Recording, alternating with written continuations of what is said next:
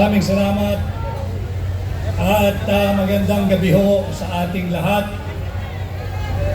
Naway maging isang makabuluhang gabi ang ating ginagawang pagtitipon ngayon.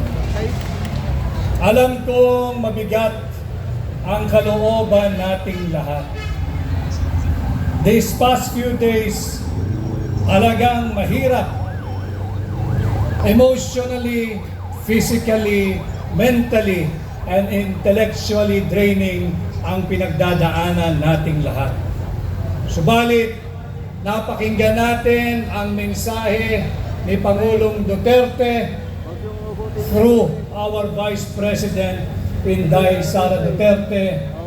Nakausap ko ng personal si Mayor Baste Duterte nung nakaraang Thursday at nakitaan ko sila ng katatagan. Nais ko lang siguro ipahatid sa inyo ang naging mensahe ni Mayor Baste nung kami nagkaharap. Hindi ngayon ang panahon upang pumatak ang ating mga luha. Ngayon ay panahon upang tayo ay magsama-sama at higit maging matatag. Ngayon ay panahon upang tayo ay magsama-sama at huwag magpapasindak. Alam ko ang nasa kalooban at isipan ninyo. Mahirap talaga maunawaan bakit isinuko o inihandog ng sarili niyang gobyerno sa naglalaway na banyaga ang dati niyang Pangulo.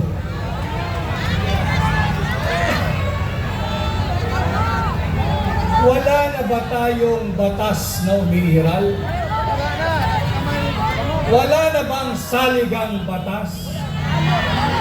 Sarado na ba ang lahat ng antas ng korte sa Pilipinas? Bakit kailangan nating ialay si Pangulong Duterte sa korte ng mga naglalaway na banyaga? And just like all of you here today and in any other many parts of the Philippines, nakasama natin, binanggit kanina ni Pastor in Proverbs 29 verse 2. Tama po yun. Kung matiwasay ang namumuno at pamunuan, ang kanyang pinamumunuan ay nagdiriwang. Subalit bakit tayo naririto ngayong gabi? Sapagkat nasusulat din yan, pagbaluktot ang namumuno, nagluluksa ang kanyang sinasakupan. Yes!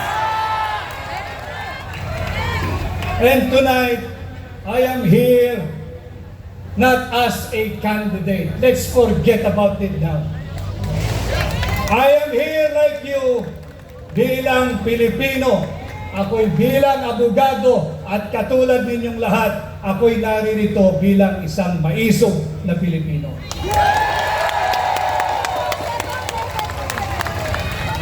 I stand with you, with President Duterte. Maisog! Maisog! Maisog! Maisog! Maisog! Maisog! Maisog! Kasama ninyo ako sa ating ginagawang panalangin. Bahagi din ako ng local defense team ni Pangulong Duterte. Subalit, I think it is more and beyond legal now. Kaming mga abogado, we can only do so much. And I tell you, Filipino people, itong labang to, hindi abogado ang magpapanalo rito. Taong bayan kayo ang magpapanalo rito!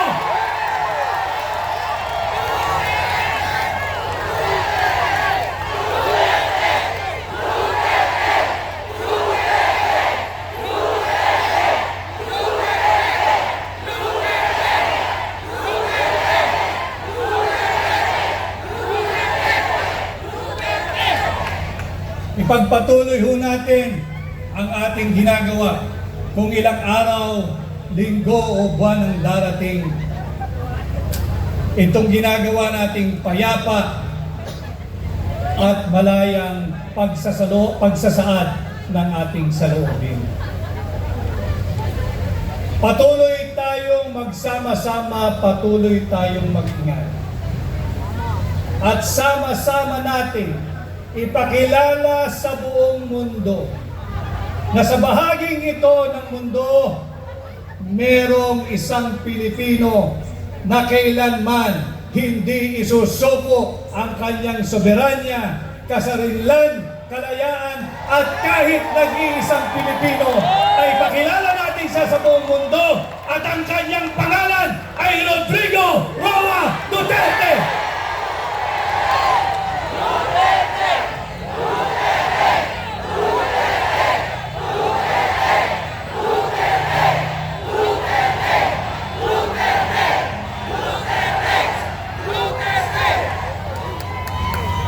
Pakilala natin, hindi lamang dito sa Pilipinas, kundi sa buong mundo. Sa kabila ng kanyang edad, sa kabila ng kanyang kalusugan, buong sigasig niyang pinanggap at sinabi niya, walang mananagot na pulis at sundalo sa aking naging pulisiya. Akin ito. Yan ang malinaw na sinabi ni Pangulong Duterte. At muli, ako ay naririto kaisa ninyo sa pag-aalay ng panalangin. At sana patuloy tayong magkaisa at uulitin ko.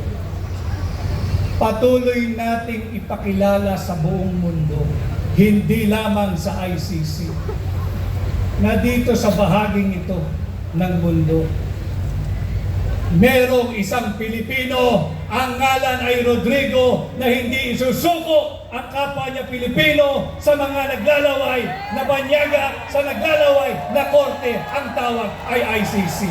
Maraming salamat. Mabuhay po tayo. Mabuhay si Tatay Digong. Let's bring home Tatay Digong!